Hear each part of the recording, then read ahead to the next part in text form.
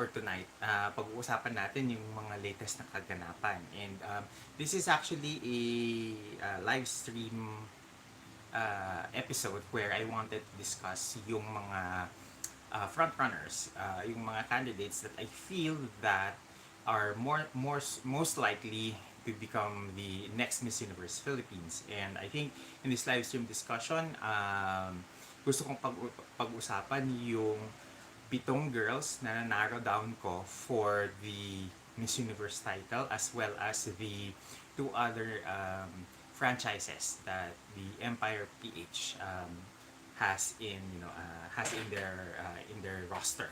And before we begin, let's attendance muna tayo. Good evening sa lahat ng mga nakasubaybay. Tonight, it's actually a treat because pag-uusapan din natin yung latest na development with regards to the Miss Philippines fashion and beauty pageant. I'm not sure how this is going to be, be kung paano siya makaka-apekto doon sa current na set of candidates for Miss Universe Philippines. But I think that it's going to have some bearing more or less about in a year when na-roll out na lang todo yung mga mechanics nung pageant na ito. Okay? So, welcome to my channel. Welcome Will Garcia, who's already here. Sabi niya, dapat ang title ng new pageant ng Empire is Miss Supra Charm Philippines, since Supra and Charm lang naman ang titles nila. What I heard is that they are likely to have one more title, Will. So, let's wait for further developments on that. Rod Vinfiel is also here. Can't wait for our class tonight, Sir Jason.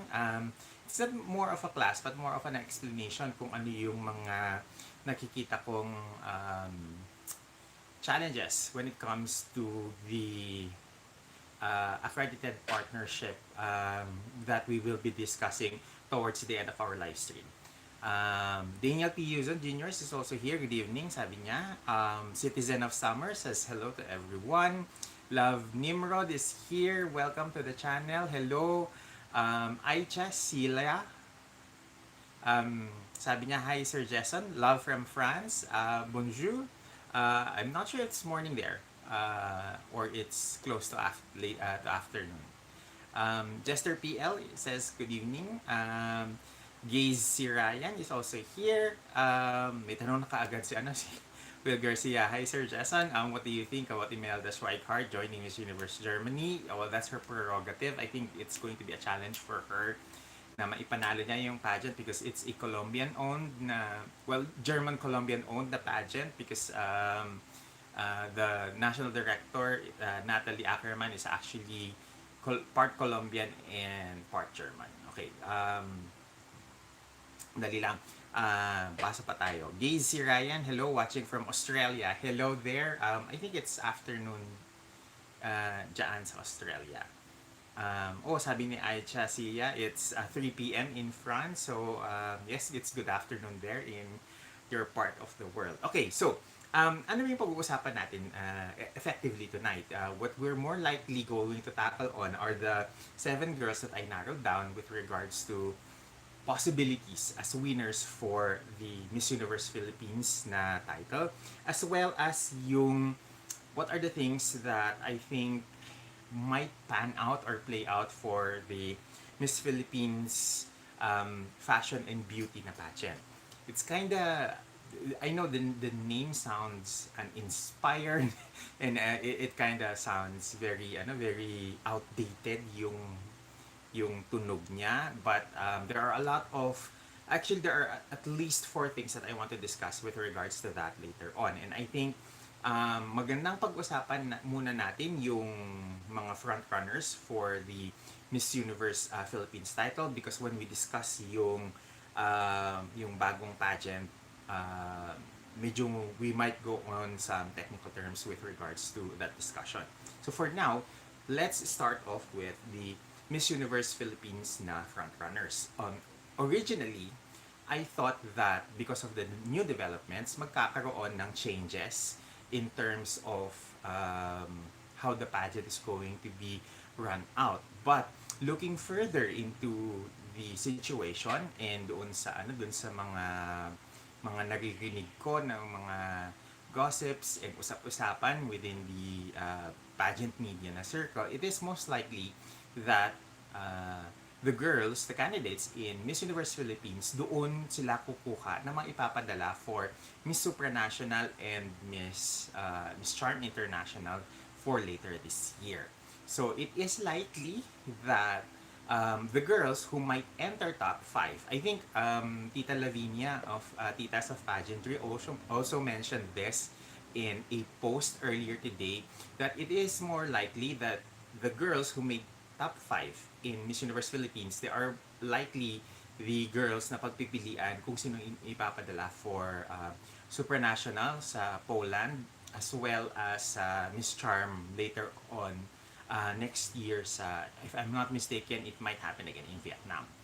Ayan, may mga bagong dating. Rodvin Fiel is here. Hello sir, pa-attendance. Inday DP, sabi niya, hi, watching from the United Arab Emirates.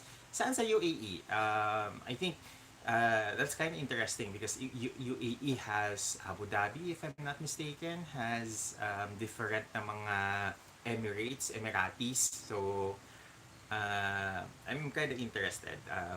So far, ang napuntahan ko pala kasi sa UAE is Dubai. Pancho Polo, hola, mga patola de Loyola, Coca-Cola. Ayan. Okay. So, Inday DP is from Dubai. Hello and welcome to our channel.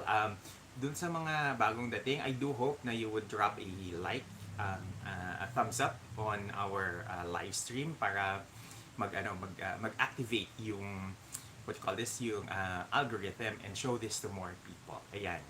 And I hope you share it as well to your friends. So, how are we going to discuss first yung mga frontrunners ng Miss Universe Philippines this evening? So, initially, I thought that isang pasada lang. Iisa-isahin natin yung tawag ito, yung mga girls that are more likely going to win from the least to the most expected. However, with the new chichis and mga chismis with regards to how the selection process for Charm and Super is going to unfold, I think it is much better that we make some changes in how we unfold yung mga frontrunners, because what I'm going to do is I am going to list down a couple of names that I think would be best for the 3 titles, as well as the most likely and the dark horse na candidate for that title. Okay? So let's start first with this Charm International. Sa pantaha ko, I believe that Pauline Amelinckx is more likely the girl for that title. I believe that Pauline has the charm, has the face, has the communication skills that could lead us to another high placement in the Vietnam-based na pageant. Her height is 5'6". She's one of the most, improved na girls when it comes to her pasarela, when it comes to her performance. And I think that if we consider yung physicality niya, the only thing that I would want is to make her, to learn her angles so that yung medyo muscular niya na katawan, yung pagiging big bone niya is ma-minimize through making angles and photograph beautifully by learning which are her best poses. Kasi I think yung criticism lang sa kanya is yung katawan, all aspect na gina-judge siya on the pageantry na system. I think yung weakness niya lang is yung physicality. However, if we consider all other aspects, I think she's one of the most superb na mga candidates. That's why I think that she is best for Miss Charm International. She has a very friendly face. She has a very very come hither na aura. I think it will be something that would be her advantage if she is going to compete in Miss Charm International. Another girl that I think that would be a possibility, the underdog na possibility, the dark horse for the Miss Charm International na pageant is actually CJ Opiaza. I don't think that a lot of people are looking at her for the Miss Charm International na pageant, because a lot of people are thinking she might be better off with with Supra. However, I think with CJ has that ability to fit into the mold of the supranational na pageant, but at the same time I also think that she would be a good good alternative for the Miss Chart International. I think that CJ, with her very long limbs na asset niya, you wouldn't think that she's only 5'6". She's actually hindi siya yung katangkaran actually. Sa mga pageant girls this year, a lot of the girls actually in Miss you know Miss Miss Universe Philippines and Binibining Pilipinas are not at the 5'7", 5'8", 5'9" na very tall na mga girls. A lot of the girls are actually naglalaro lang doon sa mga 5'5", 5'6" na height. Majority of them are actually on that same height level. Hindi nyo napapansin that actually CJ is at the same height as Pauline Amelinckx because of her body structure. In terms of her proportion, CJ actually has leaner and more elongated na proportions. That is why a lot of people think that she's around 5'8" or 5'7" at least. Now, bakit ko nakikita si CJ as a possible dark horse for the Miss Charm International? CJ knows how to work the stage. I think that is very much apparent sa lahat ng mga pageant fans. And I also think that si CJ has that very strong na dating that I think ma-appreciate ng mga pageant fans who feel that there is a need for stronger technical na capabilities. If we are going to send a follow-up to Annabelle McDonald at Miss Charm International next year. So, I know that CJ is not the typical girl na naiisip ng mga tao for the Miss Charm International na pageant, but I do think that she has potential to fit into to that pageant. When she was at Binibining Pilipinas, may certain charisma si CJ na hindi madalas nakikita ng mga tao, and I think if you observe her much closer and better, she has that kind of rapport with people. Next, for the Miss Supranational na tawag ito na title, I actually have two girls in mind. The first girl that I have as my most likely girl for Miss Supranational is actually Krishnah Gravidez from Baguio. Krishnah stands 5'8". She has very good proportions. Ang haba din niyang tignan. I think that in terms of physicality, wala kang magiging problema because she is, I believe, one of the most beautiful faces, most interesting faces in Miss Universe Philippines. Among the candidates, I actually feel that Krishnah Gravidez has the more commercial appeal, has the more international appeal as compared to, let's say, Pauline Amelinckx or any of the other pretty faces in the batch. I do think, however, that the Waterloo that Krishnah needs to really hone on and focus on is the speaking ability. She can speak, but I think that there needs to be more weight in the way that she tackles, issues, and there needs to be more, or rather, she needs to have a stronger grasp on topics that might be thrown at her come finals na interview or finals na Q&A. However, if you look at presence, if you look at face, if you look at body, if you look at height, I think Krishna is one of the girls that is high above in terms of that aspect. In terms of yung listahan ng mga girls na pwedeng manalo ng Miss Supranational, I think Krishna is one of the girls na top of mind when it comes to that pageant. I do not, however, am I don't have information, however, if how prepared is she in terms of visa-wise kapag siya ang nakoronahang ipapadala sa Miss Supranational. I do hope that she and her team are very prepared should it come to the point that siya ang makoronahan or siya ang ma-appoint for the Miss Supranational, because I think may laban si Krishna.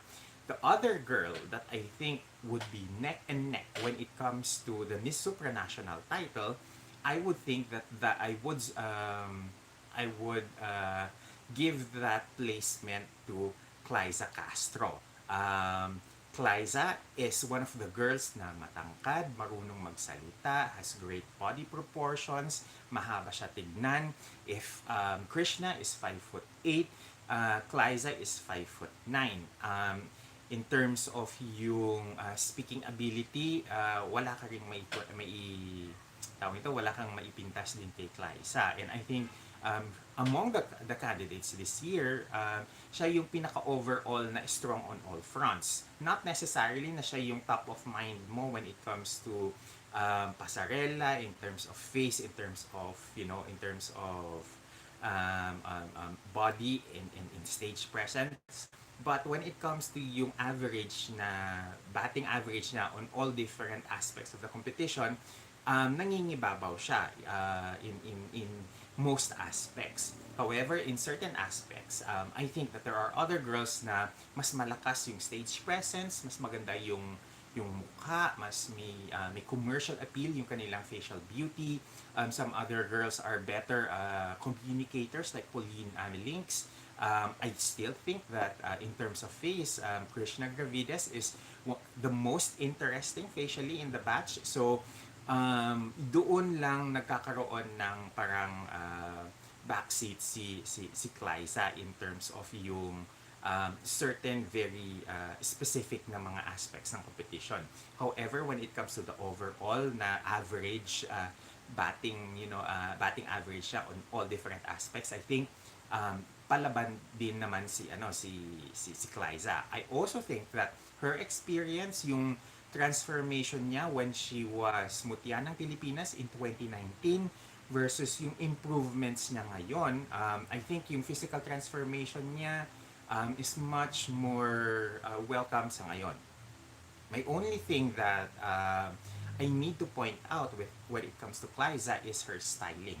Si Klyza, kung minsan may mga hair and makeup siya na hindi bumabagay doon sa outfit and vice versa. And I think that she needs to nail that aspect of the competition, dahil kung siya ang ipapadala sa Supranational, she only has very little time to iron things on the wardrobe styling the department.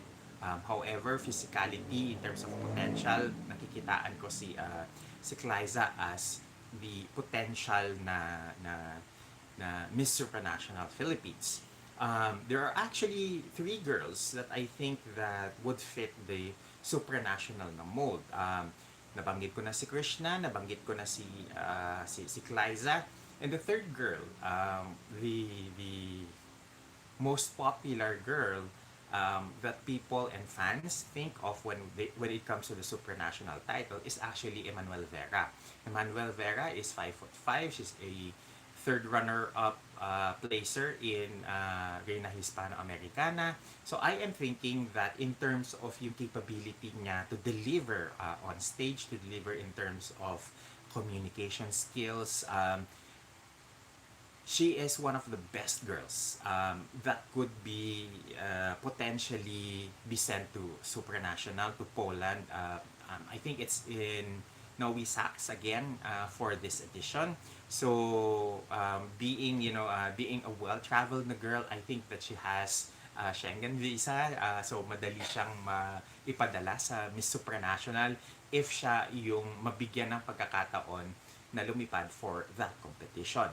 I think that the advantage of a man is not only experience but international experience at that. Kasi if we are going to contrast yung experience, pageant experience ni na Klyza and Krishnah, walang-wala yun compared doon sa international na experience ni Emmanuelle Vera. And another thing that I also like about Emmanuelle is that she also has a very strong na team supporting her, behind her. So wala tayong magiging problema sa pag-mount ng kanyang campaign. I think that she is the most mentally well prepared for that pageant dahil yun yung ini-aim niyang crown. From what I've heard, I think that hindi tayo mapapahiya kung si Emmanuelle yung ipapadala natin doon sa competition. If you look at Emmanuelle, she has very good proportions. It doesn't show that she's actually 5'5". Maganda yung proportion ng kanyang katawan, very long and lean siyang tignan. So and also this is also a shout out to her styling team because she never looks short or unproportioned based on the way that she is, she is being dressed up. I think yun yung kagandahan ng katawan ni Eman. So, in terms of those three girls, I think that the girl who is going to nail the finals competition much better come finals on May 13th, siya ang maaaring ipadala doon sa international competition happening later this July. Now, bago tayo lumuktaw doon sa mga favorites, doon sa mga ladies that I think that is going to be the contender for the Miss Universe Philippines title, I also would want to include Klyza Castro as a dark horse for the Miss Universe Philippines na title. Again, as I said, in terms of yung overall na average, batting average ni Klyza, I think she is one of the better positioned girls na ipadala sa Miss Universe sa Miss Universe later on this December sa El Salvador. That being said, let's now move on doon sa dalawang girls that I think is going to be best choices for the Miss Universe Miss Universe Philippines na title. Now, bago tayo jump into that, I just want to remind everyone that I will be reading your comments a little bit later after I've finished yung doon sa frontrunners na sa listahan ko. Okay? So, let's continue muna. As I said earlier, Klyza is one of the better girls overall na girls in terms of skill and capability and potential. I think that among the girls, she is one of the girls na well packaged and overall strong on all levels. Now, in terms of the two girls that I think na pinaka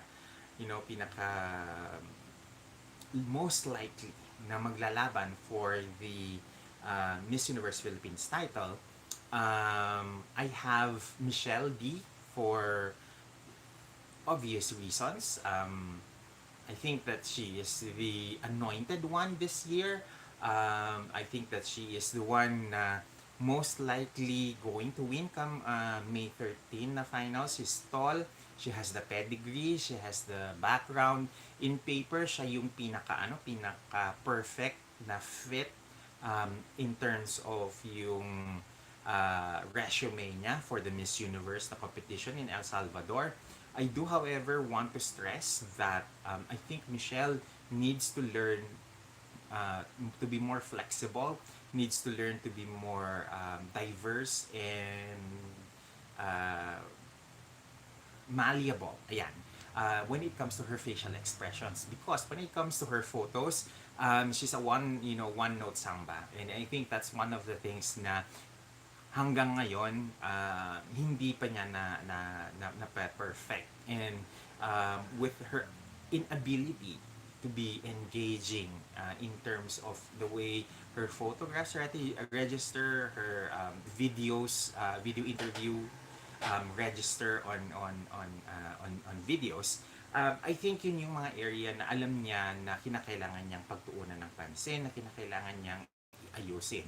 Because in terms of yung height, in terms of speaking ability, I think very passable si Michelle when it comes to her ability to talk.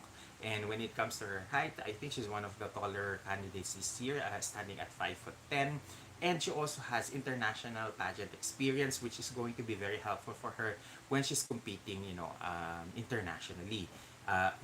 This is one of the things na hindi mo pwedeng basta-basta na lang isnabin when it comes to looking at the pageant resume of the girls, because more and more girls nowadays have international pageant experience backing them up whenever they compete at the Miss Universe pageant. So mas kadalasan yung mga girls who have international experience or local na or national na mga experience na multiple pageant experience in their in their arsenal, sila yung mas may konfiyansa, sila kadalasan yung mas may ibubuga at the international competition, especially one as competitive as the Miss Universe pageant. However, I do not also discount the fact that there is one other girl that I think is going to be a thorn, in Michelle's side, and that is Samantha Panlilio, who is the most consistent girl from the get-go, from the beginning of the competition up until now. When you look at Samantha in her OOTDs, the way that she presents herself to the public, the way that she is dressed, the way that she's styled and made up, the way that she communicates in her video interviews, in her official photographs, siya yung pinaka wala kang maipintas, because a lot of the things that she's been doing so far has always been nailing it on the head.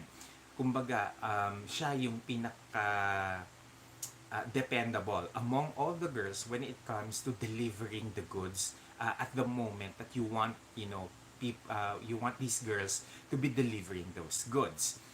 In fact, I was able to watch a video by the Sovereign, Davona, who mentioned that among the girls in Miss Universe Philippines this year, si Samantha yung pinaka-tinik sa lahat ng mga girls na aiming for the Miss Universe Philippines na crown. And I agree with her assessment, because looking at the way that Samantha has been rolling out her campaign, wala kang maipintas, wala kang masabi with regards to the way that she delivers in crucial moments of the competition. She's very engaging in her interviews. She rarely takes a very, bad photo in any of her glam shots. Even yung hindi kagandahang anggulo na sineselect ng pageant to publish for her swimsuit na pictorial, because I've seen other photos that's been released na mas maganda yung anggulo. I think Samantha keeps on nailing things consistently throughout the challenges that is thrown at her. It's not it's not it's not a secret that she's not the tallest among the candidates. She's only 5'5". Yes, we know that. However, if people are more open to give someone a chance, like let's say Pauline Amelinckx for the Miss Universe title, who is only 5'6", anong difference niya when it comes to Samantha, who is just an inch shorter? Also, we have to remind ourselves that a former Miss Australia, who was only 5'4", made semis in Miss Universe in I believe in 2021. So height is no longer, pretty much an issue in participating in, making semis at Miss Universe nowadays. So I don't think that we should be taking that against her, especially now that mas inclusive na ang Miss Universe pageant ngayon, especially when they remove the height, the minimum height requirements. So what makes Samantha Panlilio a possible winner in Miss Universe Philippines this year is that one, she's consistent, two, she's relatable, even if she speaks, very fluent English. She was educated and lived in the U.S. in California.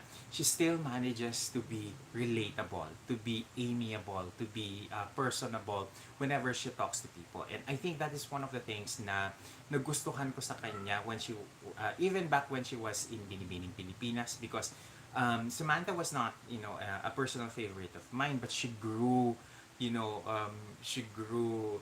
but I grew attached to her because of her very warmth na personality. And I think that it would be an injustice if Samantha does not even make top 5 at Miss Universe Philippines this year, because among all the girls, siya yung pinaka-consistent and siya yung wala kang makikitang butas when it comes to her campaign. Now, with regards to the 3 girls that I think na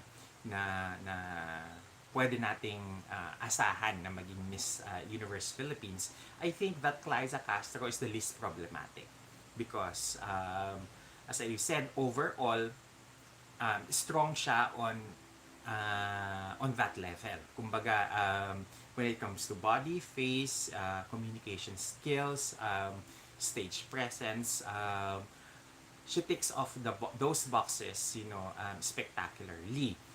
However, when it comes to yung delivering of goods consistently, I think Samantha has that pat down. Kumbaga, siya yung pinaka-prepared, siya yung wala kang maipinta sa the way that she rolled out her Miss Universe campaign. However, I think that the Miss Universe Philippines na crown is actually Michelle D's to lose if she does not deliver on the crucial moments of the competition. And I think yung very wobbly niya na presentation nung sa Boracay na na event nila, I think that should have been something that she should have polished at this point in time of her pageant campaign.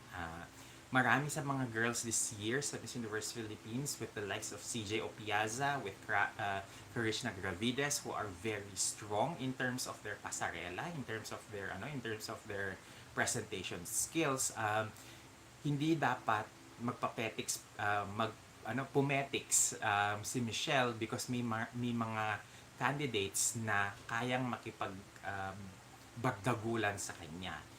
Again, as I said, this is a crown that is Michelle's to lose if she does not deliver on the very crucial moments of the competition. Another thing that I'd also, want to think as a possible girl for the Miss Universe Philippines is Pauline Amelinckx. However, if I'm going to look at overall, appearance, overall capabilities for the Miss Universe Philippines title, I think nangingibabaw pa rin sa akin sina Michelle D, si Samantha Panlilio, and Klyza Castro as my dark horse for the title. So there. I hope na klaro natin yung sa loobin natin when it comes to the girls for those titles, and I hope na girls like Angelique Manto, Irish Ramos, and other lesser known girls would take this this pageant as a learning as a teachable moment or a teachable experience, because I think that yung yung campaigns nila still needs to be polished, and I think that in terms of yung rawness nila when it comes to looking at them via international standards, medyo malayo-layo pa yung kanilang hahabulin in terms of yung capabilities and potentials that the 7 girls that I have mentioned exhibit. So there. Hold on lang kayo sandali. Let me just get something to drink, because magbabasa muna tayo ng mga comments before we continue. Okay?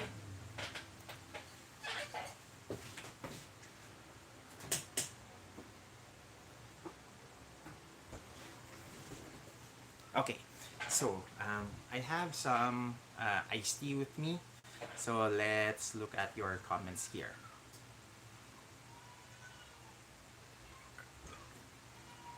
Um, we ended up with the comment from Inday DP. Sabi niya, she's based on Dubai. Been there. That's one of the uh, most memorable trips that I've had going around, going around experiencing Dubai when I was still an expat. Um, excuse me. Sabi niya, always watching po. Salamat, Inday DP. Then we have Pancho Polo. Pancho Polo, thank you very much for joining us. Sabi niya, totally agree with Pao for her charm, the best reward for her efforts. The Vietnamese will also love her sweet ways. Which also, I feel na doon siya mas nababagay in terms of, in terms of her personality. And also in terms of yung very charming ways niya. So, I think, tama yung sinasabi ng mga ibang mga pageant fans na third times a charm. Same thing. I think Aicha Celia is also saying na totally agree for Pauline regarding Miss Charm. Agent James 007. Hello, sir. How true na nawala na sa Miss World Philippines ang Reyna Hispano-Americana? Bakit wala po announcement ang BBP kung may new titles po sila nakuha? Thank you po. Again, Agent James, we've been digging through all of these, these hints. We've been asking, but they've been tight-lipped. If RHA is no longer with Miss World Philippines at nakuha na siya ng Binibining Pilipinas, I do hope na in the next several weeks mag-announce ng Binibining Pilipinas with regards to that, kasi medyo malapit-lapit na rin kasi yung pageant, yung finals on May 28. We only have mga less than 6 weeks, I think around 5 weeks left before yung final. So maganda sana na may marinig na tayo from them. But knowing Binibining Pilipinas, kung ayaw nilang magsalita, hindi sila magsasalita. So with regards pala to RHA,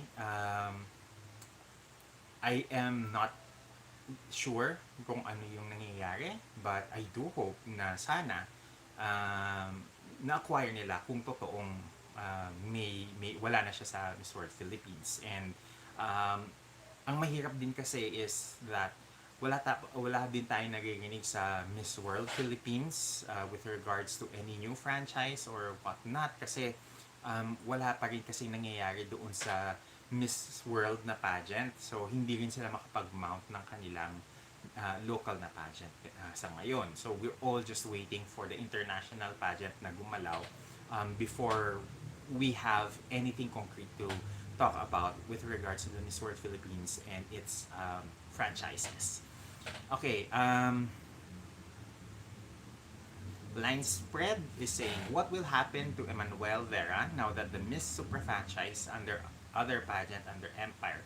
Will she back out? Okay, I don't think that yung Miss Supranational under the Miss Philippines Fashion and Beauty pageant will happen this year. I think that it is most likely that the new pageant will roll out next year, and that they are going to select one of the girls who makes top 5, for example, in Miss Universe Philippines as possible representative to Poland. So there is still, I hope, a chance for Emmanuelle to be sent to Supra. Pancho Polo, Supranational isn't keen on extemporaneous speakers as Miss Universe. We need to send rampadoras with beautiful faces for Supra. This is where Michelle comes in. I am not sure if Michelle would be a great fit for Miss Supranational. I think that this is still a close battle between Krishnah Gravidez, between Klyza Castro, and Emmanuelle Vera for the Miss Supranational na title. Nasaan na tayo? Okay. Miss Sasampa, wait, nasaan na tayo? I think we're with Agent 007 ulit. Uh, oh no. No, it's Linsky Tats. Okay. Hello, Lindsay. Klyza na talaga yung total na package na yan. I kinda agree. I think pwede mo siyang ipadala sa Supra, sa Charm, um, sa Universe. Although I think she would be much better sent at either Supra or Universe. I hope some of you think of it that way as well. Nasaan tayo? Nico Veneracion. Hello, Nico. Kumusta? Sir, hello, sir. Kakauwi ko lang, kaya sorry late. Klyza Castro for the win. Bagay na bagay sa El Salvador. I also agree with that. Concerned lang ako, wala siya sa swimsuit competition. Sana Michelle will oomph it past sa finals. I agree. Si Michelle, napag-iiwanan when it comes to her stage presence by the newbies or the bagong salta sa MUP ng mga girls, whether they are crossovers or newbies in pageant. So they really, so I think Michelle really needs to step it up. Actually, even Pauline Amelinckx, yung kanyang performance is much more fluid and more technically precise as compared to Michelle's during the swimsuit na presentation nila sa Boracay. Okay, additional na sinabi ni Nico is Sampan is consistent talaga. Alam niya ang galawan. Sampal kay Uncle Mo if she wins MUP. And Sampan will pull a Maria Tatil na 5'3". Again, yun na nga. I don't think that nowadays height is going to be a major factor in selecting Miss Universe. Dahil kung a 5'3" can make semis in Miss Universe, then someone of Samantha's stature na 5'5" can easily, make semis. If height lang naman ang pag-uusapan. Line spread. What will happen to Emmanuelle Vera now that I think nasagot ko na itong sa tanong is line spread. So ang chismis na narinig na namin from the pageant media pool is that hanapin pa rin nila yung ipapadala sa Charm at Supra doon sa pool of MUP candidates. Nico ulit. Miss Universe Australia 2020 she has a book here entitled Unbounded that encourages everyone to shatter glass ceilings and talks about her experience at Miss Universe not being the tallest. Ayan. Pancho Polo, Sampan has an entrepreneurial spirit that MUO loves. Imagine what she'll do with those fashion spreads and shoots that Arbony is now doing. And I agree kasi I think Sampan has the machinery to compete at that level. Marion Desinio Kanyalak Nukao. Sawadi ka na Cap Philippines. Sawadi ka na Cap Philippines. For me, the strongest are Agusan del Norte, Baguio, Zambales, Batangas, Mati City, Eastern Samar, Guimaras, Isabela, Northern Samar, Pampanga, and Makati. I have not memorized yung kanilang lugar where they come from, but I know more of their names. So, the ones that I am particularly sure of is Makati, Baguio, Cavite, Bohol, because they're the ones that I've been discussing in this evening's live stream. Let's now jump to Agent James again. Sana makapag-announce na ang binibini ng kanilang bagong title. So, let's hope for that as well. And Nico Veneracion, Angelique Manto can do a Beatriz Luigi Gomez. My only criticism with Angelique Manto is that she needs to have a stronger team to help her campaign louder, to help her pageant campaign more stronger in social media and in the actual competition. Kasi I think that if you are not being talked about by a majority of the pageant pages and media, then you need to step it up. Kinakailangan yung ikaw na mismo na candidate, with the help of your team, if possible, gumawa ng paraan para mapansin, para mapag-usapan. Dahil this is a competition, and you need to really, be on your toes and, be at the forefront of your campaign. Where are we now? So, Gaze Ryan, my top 5 are Michelle Marquez D, Emmanuelle Vera, Samantha Panlilio, Pauline, and Klyza. Pretty much the same as my top 7, except that expanded lang yung aking listahan.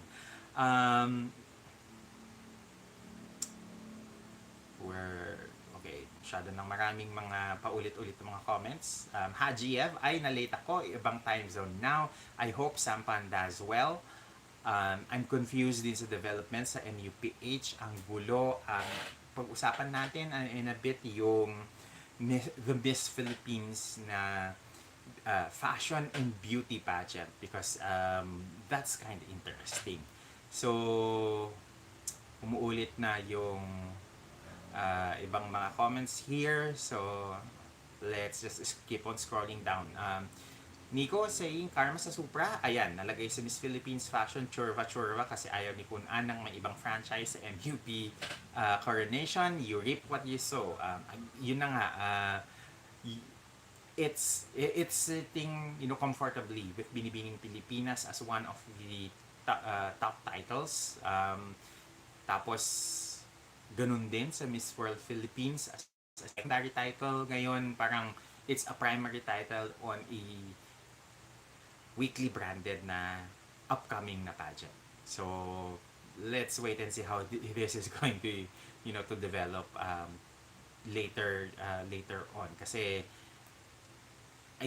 very idealistic yung inilabas na announcement ng Empire, but there is much to be desired in actuality and in execution. Kasi yung accredited partners nga nila sa MUP ngayon, parang hindi ganun ka-strong yung roster.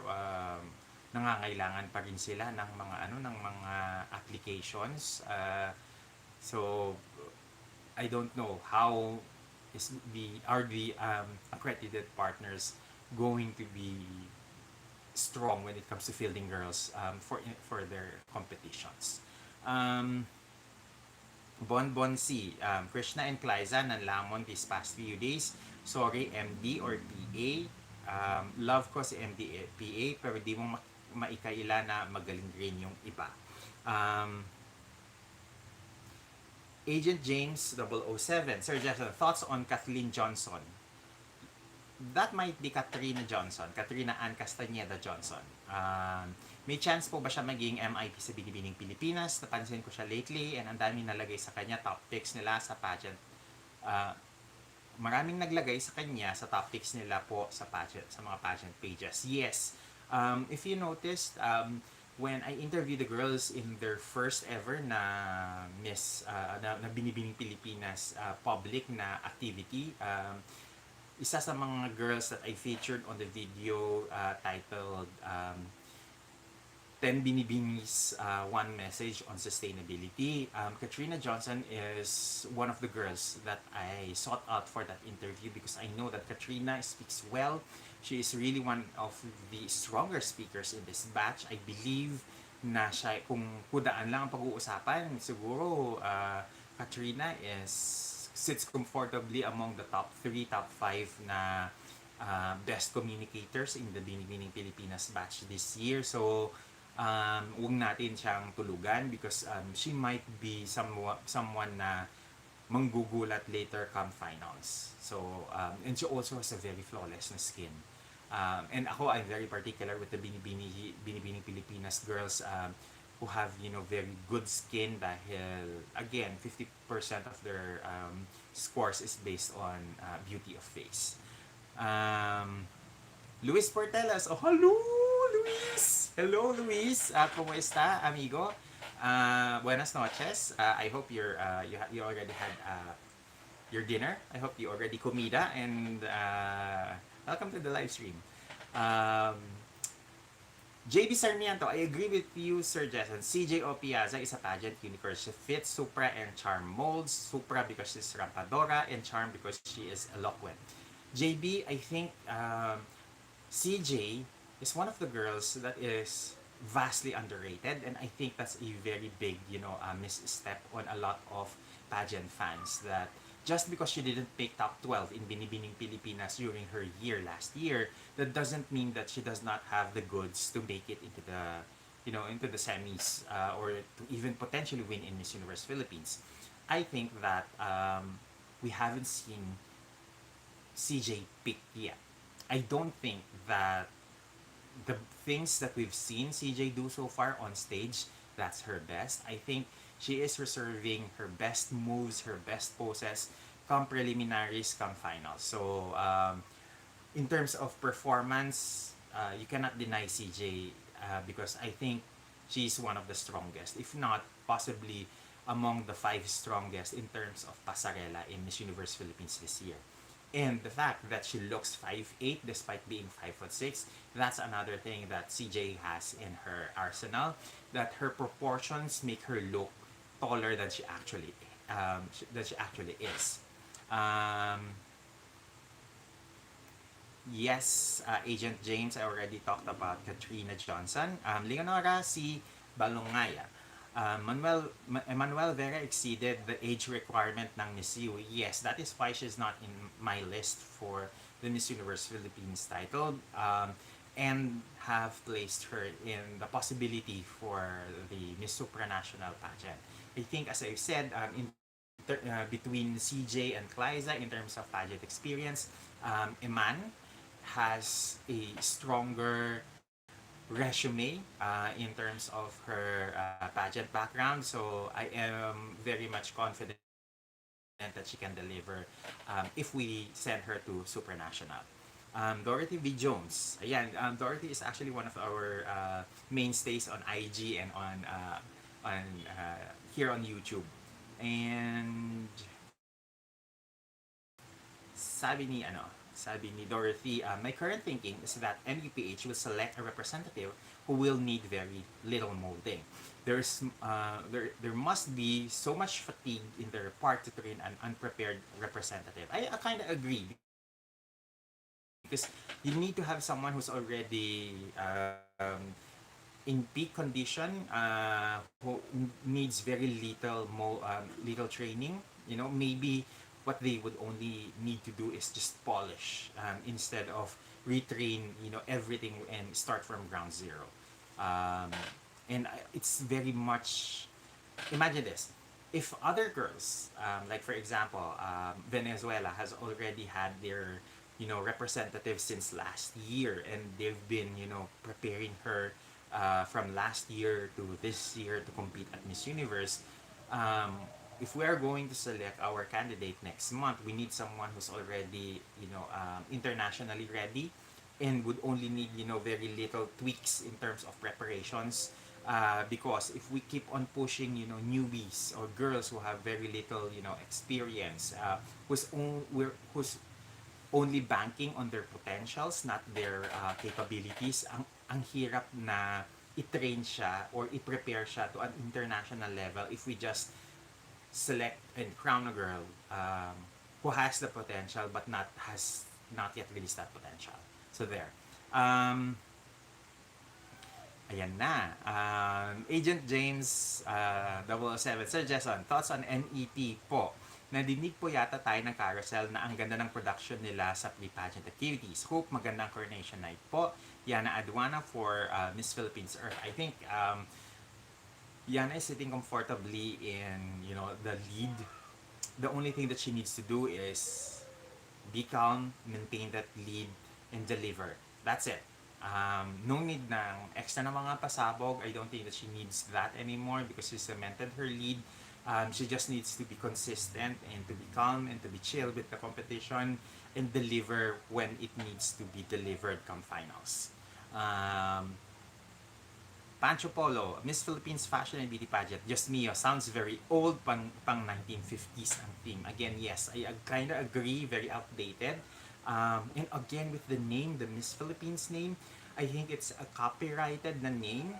I believe that it's either, okay, from what I know so far, based on my research, is that Carousel Productions, via the Miss Philippines Earth na title, has claim to the copyrights of that name. I also know that BPCI, back in 1969, when pinag-isa nila yung Miss International and yung Miss Universe franchises under one pageant, also can lay claim to the Miss Philippines na copyright because in 1969, when Gloria Diaz was crowned representative for Miss Universe, her title was Binibining Pilipinas. Binky Montinola, who was her counterpart for Miss International, her sash read Miss Philippines. So during that time, the Binibining Pilipinas holds the copyright for the Miss Philippines and the Binibining Pilipinas na names. So which means that this might be a potential lawsuit for Empire if any of those two organizations would lay claim to the name. Okay? Leonora C. Balongaya, the representative must be at least 5'8" height para hindi lamunin ng mga Latinas. Leonora, from what I've known, is that the Miss Universe Philippines organization has a bias towards girls who are 5'7" in height and taller. Because since Empire took over the franchise of the Miss Universe pageant, the shortest girl that they ever sent to Miss Universe is Rabia Mateo, was only 5'7". Celeste is 5'8". I believe si Bea is 5'9". If in case that si Michelle ang manalo, then she's the tallest at 5'10". Where are we? CJ, sabi din ni Leonora is the CJ is also good for MGI. Her style is fitted for MGI. I kinda agree. I was actually quite surprised to see her at Miss Universe Philippines because I was thinking that she might be gunning for the Miss Grand International na title. Jon Snow. Hi Jason, since na-mention mo po ang Miss International, sino sa tingin mo past winner na surprising ang pagkapanalo sa tingin mo out of the box or di fit sa mold ng pageant? In terms of Miss International, Elizabeth Mosquera is one of the girls that I was like surprised for her winning, Miss International, because we all know that Miss International is not very particular for dark-skinned na mga girls. That is why I was even shocked when Christina Sawaya, who was from Lebanon, won Miss International during her year because she's very dusky-skinned as well. So I'm kinda surprised that they would still crown dark and olive-skinned na mga girls. However, I do think that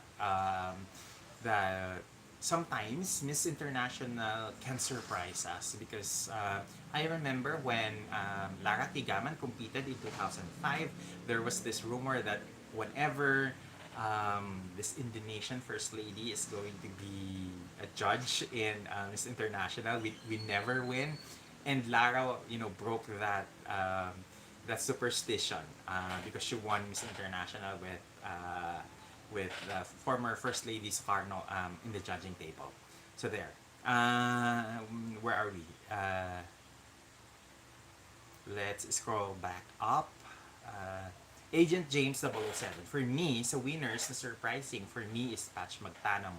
Bet ko siya for other titles or pageants, pero nalagay siya sa MI because Gazzini is best fit for Miss Universe Philippines. I think again with the batch of Gazzini, what won us over, I think what made her win is the fact that she was really the best face during that evening. I think when it comes to her performance in the swimsuit and the evening gown competitions, she was the best, I believe. So it was not very surprising that she won. Um, I think she won best in swimsuit or best in evening. I think it's best in evening gown and the face of Bini Bini. And whoever wins Miss Photogenic, I think at that time has the advantage being scored high on the beauty of face because that's 50% of the the judging na scores. Um, and then additionally, Agent James, overall Patch delivered her best sa Miss International Japan. Hindi lang solid ang styling niya, pero one of the best MI speech for me, pero masyadong malalim for the Japanese people. Yes, I kind of agree with that. And there are probably even, other reasons why she did not make further in the competition. Nasaan na ba tayo? Uh, Brown Dude 999. When Kunan comes to the Philippines, we need to just be sip-sip and no bashing. I think this is the time that we need to be very civil. And if we have something that nice to say about her, better that we discuss it amongst ourselves. There's no need to go to her page to tag her online on the the viciousness that we tend to have if we don't like a particular personality. So this is the part where lunukin natin yung pride natin, yung hindi natin nagugustuhan, tapos magpakitang tao tayo na ipakita naman natin yung kagandahang asal ng mga Pilipino. There. Mark Kenneth Sobrajani is here. Hello, Mark. Next time siguro, let's schedule a live stream together.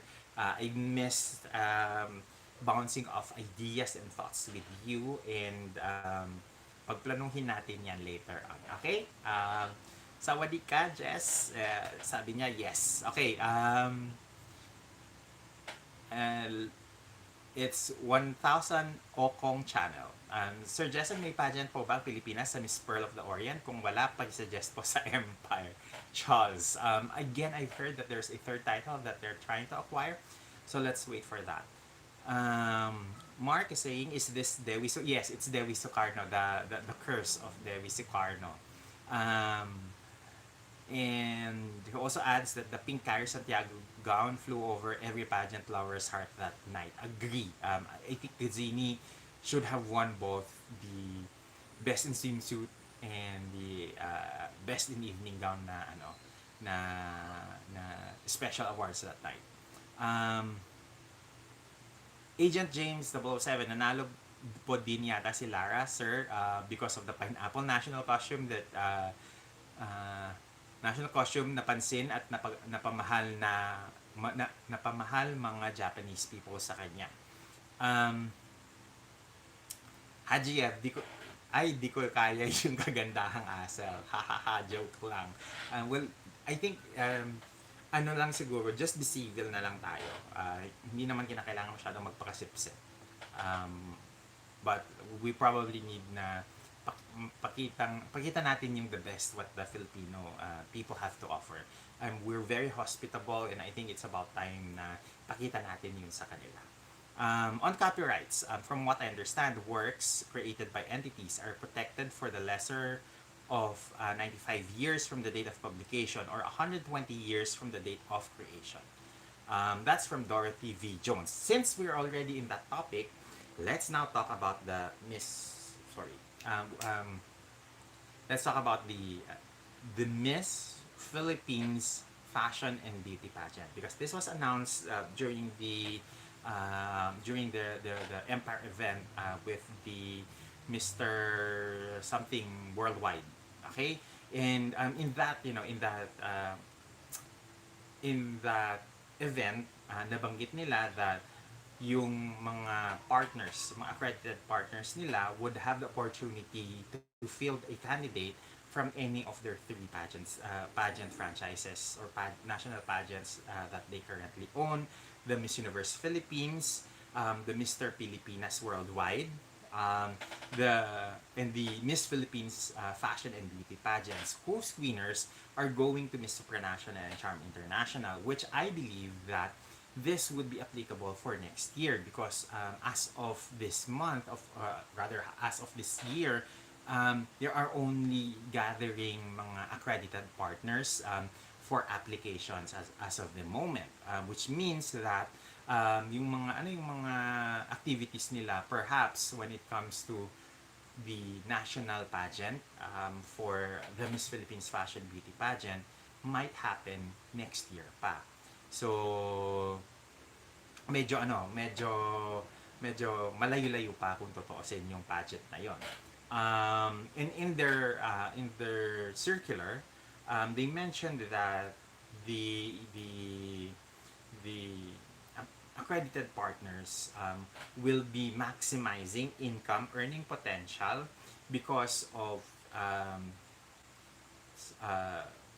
sandali lang. Let me just pull up the statement. It says here, since the accredited partners have control of their local pageants and castings, they can capitalize and maximize their efforts in garnering public, private, and government support. Empire PH will provide merchandising support materials, tips, and workshops to equip accredited partners with tools that can help assure their success. Again, walang na-mention about financial help.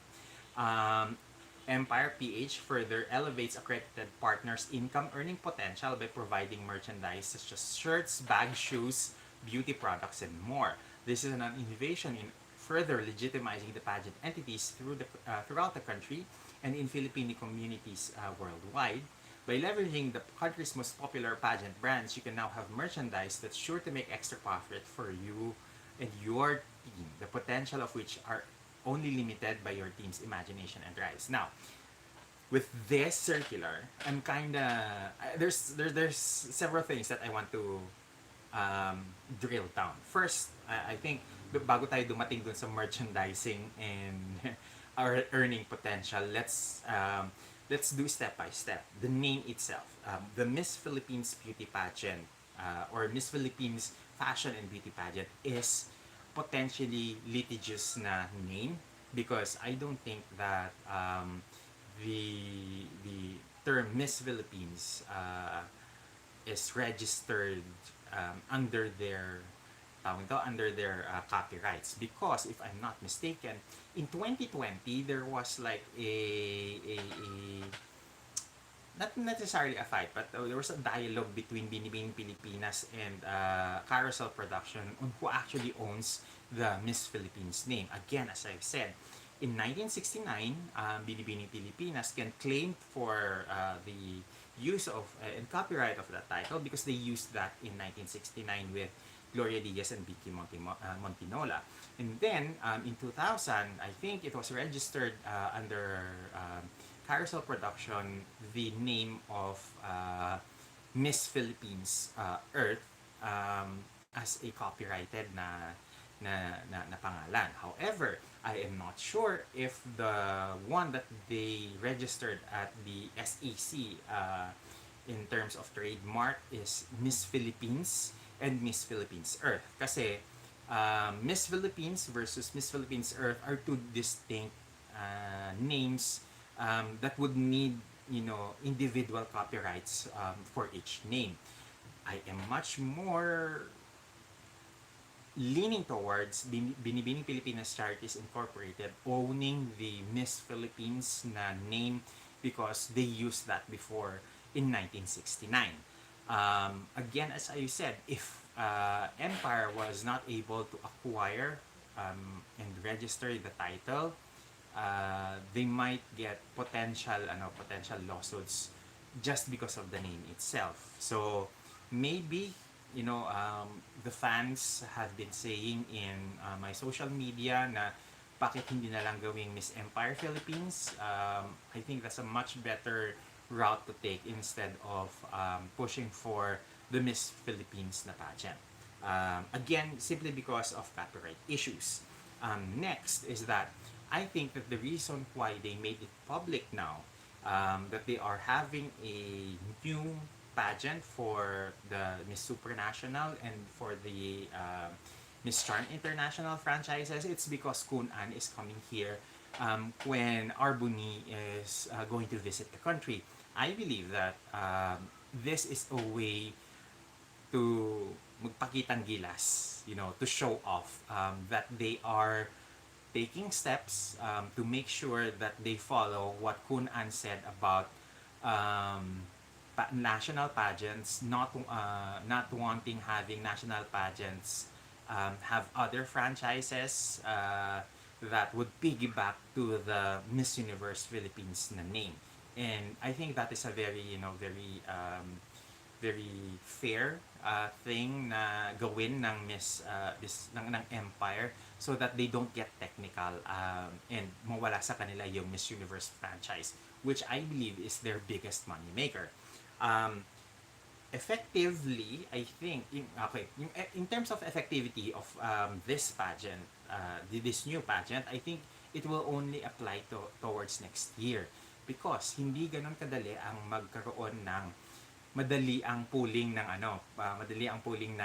mga accredited partners because yes, the accredited partnership program has been there since the beginning of the Miss Universe Philippines na pageant. However, I don't think that every year nai-strengthen yung pool ng kanilang mga accredited partners. In fact, there is a possibility na habang tumatagal, nag-e-erode yung mga partners nila because one, either it's too difficult to maintain, too time consuming, it requires a lot of resources and finances are tight. So these are probably reasons kung bakit wala na tayong masyadong narinig with regards to the accredited partnership in the last couple of years ng Miss Universe Philippines.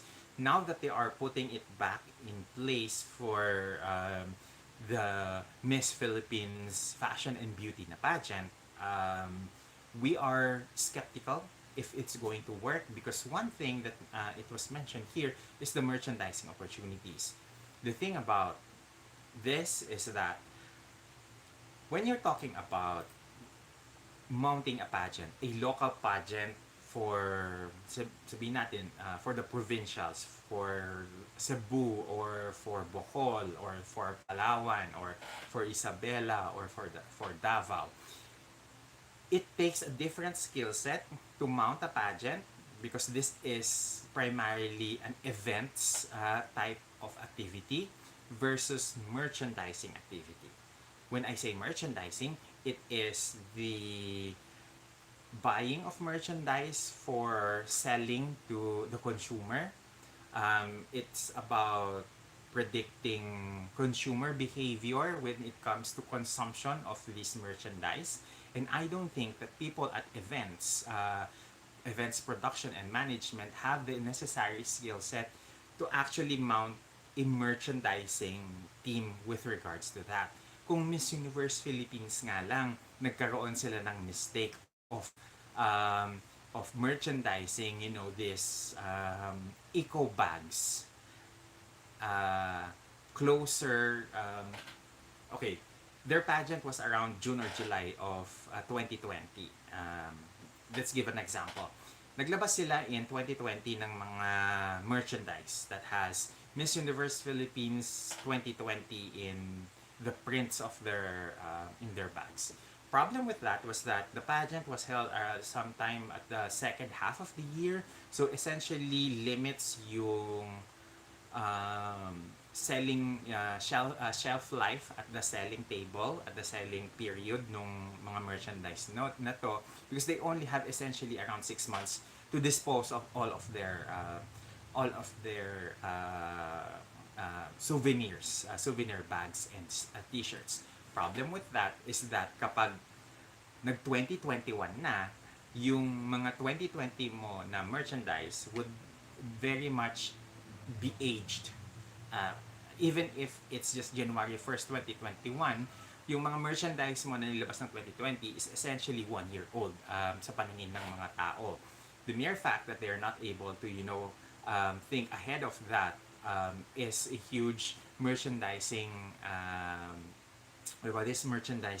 mistake because nobody is going to buy a 1-year-old na merchandise at regular price. And I don't think that they have any idea with merchandising activities, and um, they only know that dudumugin ng mga tao ito, and I don't think na na-dispatcha nila yung mga merchandise na yun dahil I've heard that in 2021 kasama na yun sa mga pinamimigay nila sa mga press people kapag pag may mga activities sila. So I'm not sure kung how effective is their merchandising capabilities when it comes to support. Medyo tayo, medyo skeptical tayo doon because again, mounting a pageant is a money guzzler. Um, you don't necessarily get profits within your first year.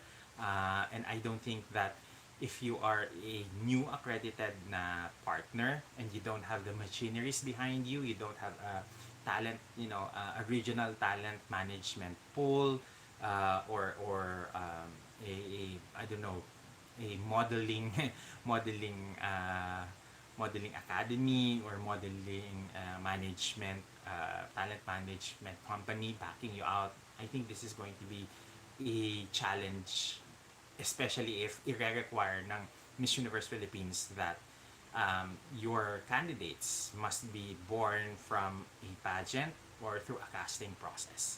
So, tayo doon? Skeptical tayo doon on what are the actual support that they can give you. They might provide you with seminars. They might provide you with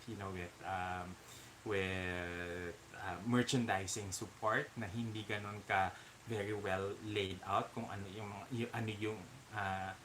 yung ibibigay nila. So it's something that accredited partners might have to learn for themselves if they're going towards the maximizing income potential through merchandising. So, or merchandising products. Okay, so that's again another, skill set that they have to learn. So if they don't have the skill set now, they might have to hire additional manpower simply to address those parts. Okay, so let's go to some mga comments. Dorothy V. Jones, we ended up with her comment. Balik tayo kay Agent James 007. Ako lang po ba ang sobrang natuwa nung nagpakita si Madam Stella sa Binibini since 2020? Ngayon lang siya nagpakita. Pageant fans love Madam Stella, one of the pillars of Philippine pageantry. Yes, actually we were very excited and very happy to see SMA in an actual Binibining Pilipinas na tawag nito na activity. But during the pandemic, I actually saw a photograph of SMA and Senor Jorge having dinner at I think it's Pizza Hut in the one near Kia Theater. So it's fun and happy na instance na makita namin siya, not just the candidates but the media and fans themselves during the Glam Shot opening exhibit. Hajiev, to be honest, parang ang pase na rin nung main name na beauty pageant kasi now it's more than that na ang regressive sounding ng name. I kinda agree because even Miss Universe na pageant, they have rebranded themselves not as a pageant but as a competition. That is why whenever you hear the host saying the Miss Universe competition, they've already distanced themselves from the term beauty pageant. Okay, 1,000 Hokong Chan. Sir Jason, I mean, pakisuggest po sa EmpirePH na palitan ang Miss Philippines Fashion and Beauty Pageant to Miss Pearl of the Orient kung wala pa pong pageant na ganyan dito sa Pilipinas. Again, that might be potentially litigious because we already have a Miss Pearl of the Philippines or Miss Philippine Hiyas ng Pilipinas. Hiyas ng Pilipinas cannot kasi hindi pwede yun kasi it's Tagalog, so copyright does not apply. But I think before if I'm not mistaken ha, parang meron na tayong Jewel of the Philippines na na pageant before. So, I think yeah, baka pwede nga yung yung Miss Pearl of the Orient na name na pageant. Problem with that is that baka mahirapan na i-market because people might think that it's a derivative of the hiyas ng Pilipinas, mutya ng Pilipinas, and what other, pageants, Philippine pageants that has jewels in its name. So, maybe mas maganda lang na lang din siguro if they name their pageant Miss Empire Philippines, as most pageants, pageant fans suggested on our Instagram. Leonora C. Balongay, hi Jason. Sorry, di ako nag-greet. Watching from Alberta, Canada. Hello, Leonora. Sana makasama na ulit ang Philippines sa semifinals or finalist ng Miss U this year para makabawi from last year. I kinda agree. Kahit top 16 lang, masaya na ako. Kesa naman yung nga. Ishiro, predicted ko na placement dahil sa favoritism ng MUPH org. Ishiro says, ang MU is Michelle, Supra is Eman, Charm is Pauline. Now, Dorothy V. Jones is saying, I find it very adversarial, if not ungrateful and rude, to be challenging the grand dame of pageants. If not for BPCI, generally, we wouldn't be recognized globally in pageantry. Taiko Gar, go Philippines, sabi niya. JB says, medyo nalate ako.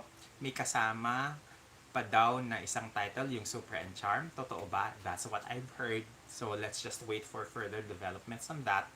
Pancho Polo, if not for the long-serving and incredibly successful BPCI, other countries would have nothing to look up to. BPCI impact on global pageantry is underrated. And that is why I've written extensively before that among the national pageants, Binibining Pilipinas is actually the most difficult to win in because of the length of the pageant, the number of crowns na kinakailangan mong tignan, the way that the pageant is carried out. They have eyes and ears everywhere. They take note of the candidate's attitude, their punctuality, their demeanor throughout the pageant. So if may attitude ka, asahan mo na baka runner-up lang ang ibigay sa'yo na placement. So, when it comes to level of difficulty, if you can survive Binibining Pilipinas, I think kaya mong manihin yung ibang mga national pageants. And this is also the reason why I think that Samantha Panlilio is like coasting easily in the Miss Universe Philippines na competition because she already had a more rigorous, more challenging experience at Binibining Pilipinas. So, if you are able to survive Binibining Pilipinas, you develop, a certain toughness in your next pageant na sinasalihan.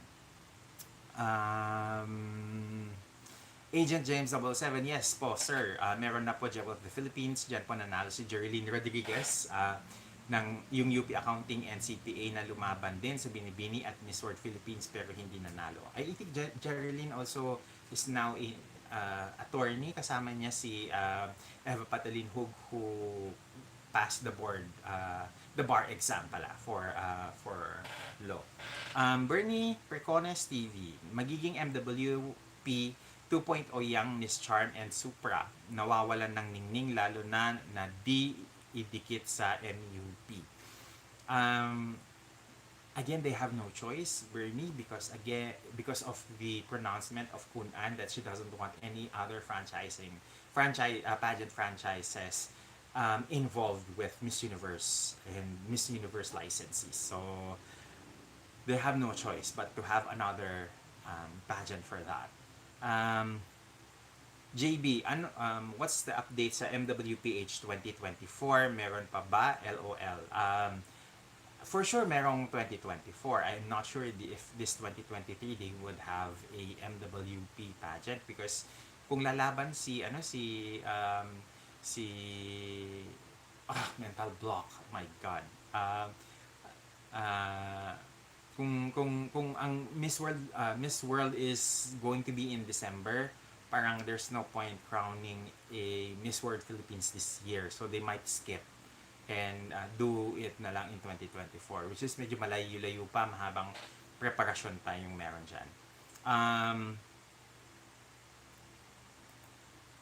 Agent James 777, among the Philippine pageants, binibini lang naman ng unlimited funds because the Aranettas will always be the Aranettas. Yeah, I kind of agree.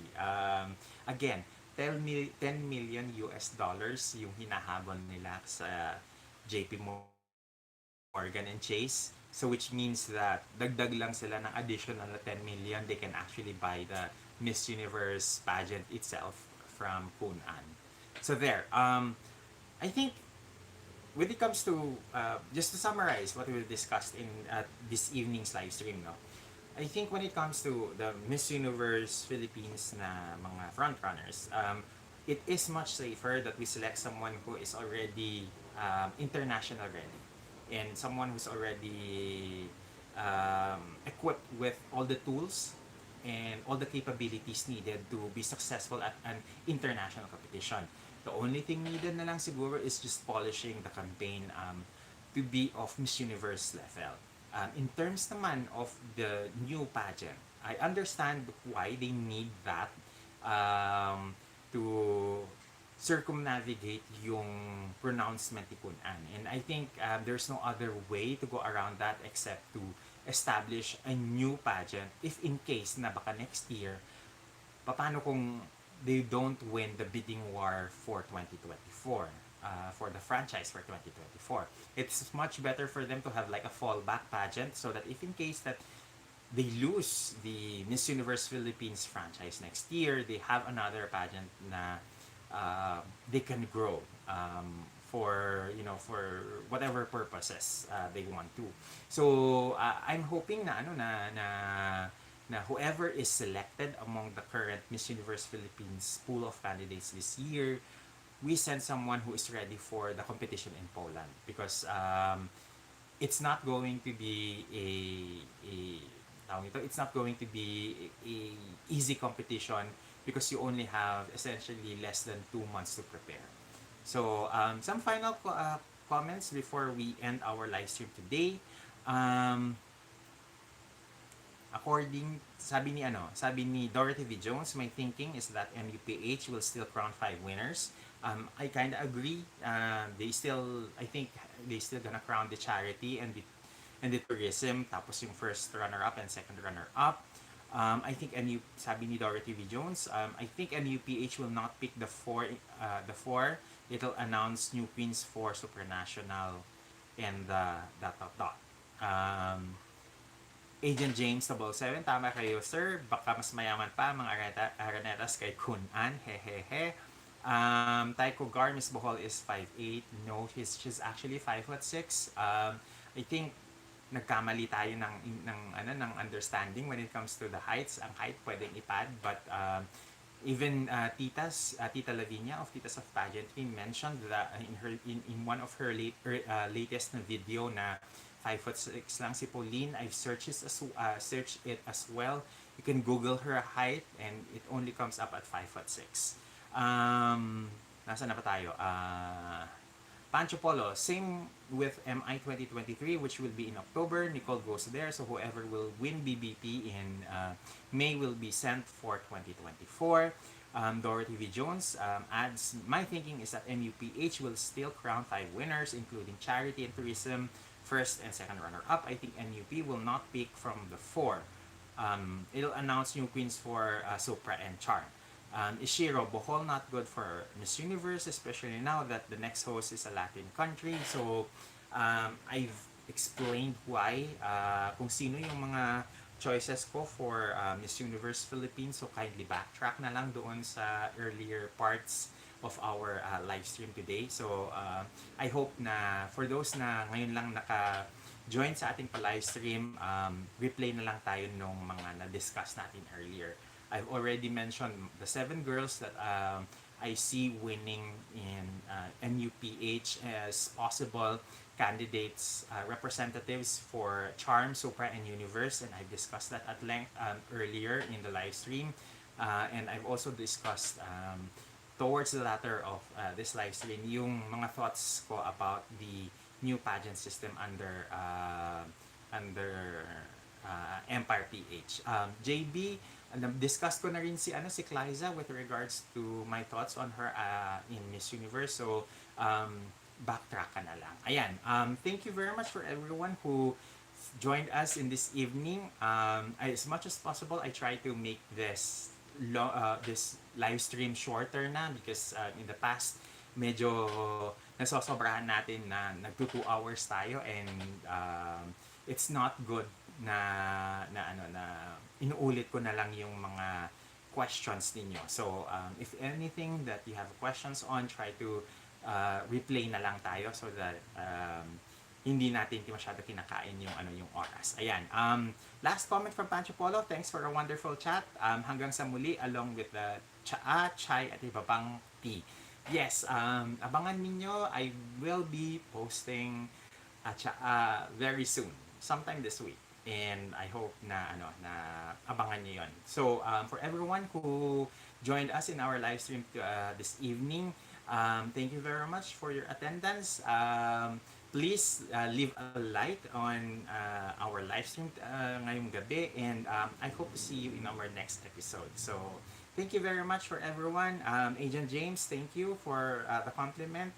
Leonora, thank you as well for the comment here. I hope na nag-enjoy ka sa first time mo dito sa ating live stream. Last 2 comments na pahabol from Dorothy is, I just wish that MUPH candidates would study Kun An's pronouncements. They must learn to sound more relaxed and conversational.